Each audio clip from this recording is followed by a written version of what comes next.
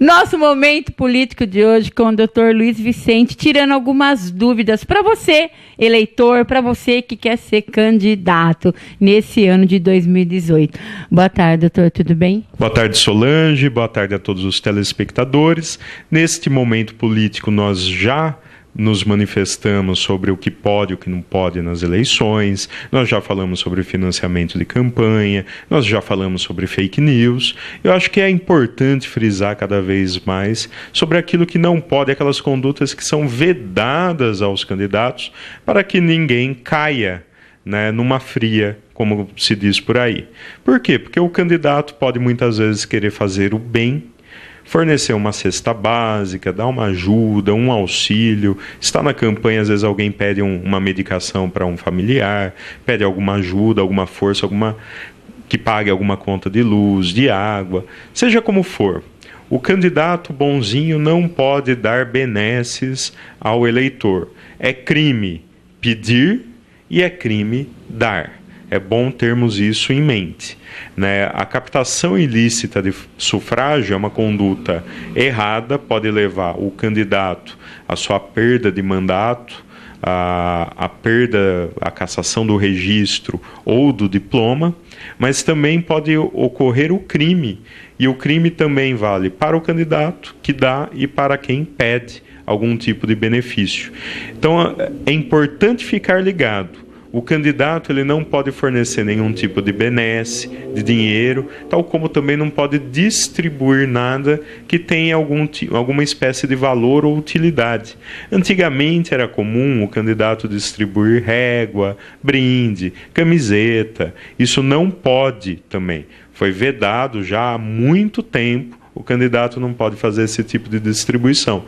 Mas existem candidatos que acabam também dando cesta básica ou pagando uma conta de luz, ajudando os mais necessitados.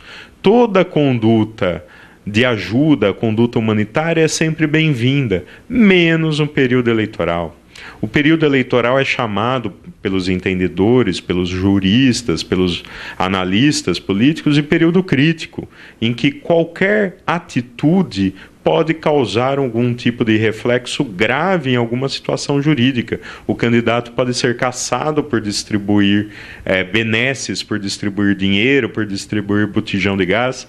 Eu atuei uma vez em uma eleição que o candidato dava bujão de gás e a eleição acabou sendo anulada por conta dessa conduta do candidato a prefeito, que foi eleito, e a eleição foi anulada. Isso aconteceu já há algum tempo.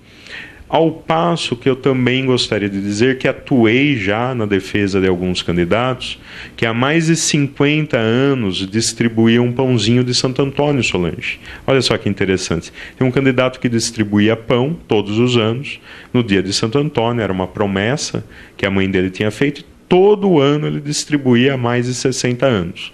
No ano da sua candidatura, não diferente disso, ele distribuiu o pão de Santo Antônio e representaram contra ele na justiça eleitoral.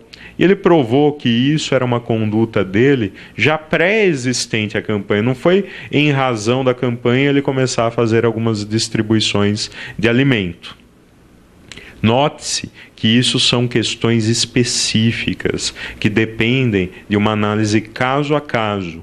Quem está pretendendo ser candidato tem que ficar atento e não pode correr o risco de ver tudo ir por água abaixo, todo o seu trabalho, toda a sua candidatura ir por água abaixo, em razão de estar distribuindo uma benesse, de estar distribuindo o que quer que seja. Nós ouvimos falar sempre de pessoas, candidatos, políticos, que distribuem cesta básica, ovos de Páscoa, e por aí vai uma infinidade de benesses à população.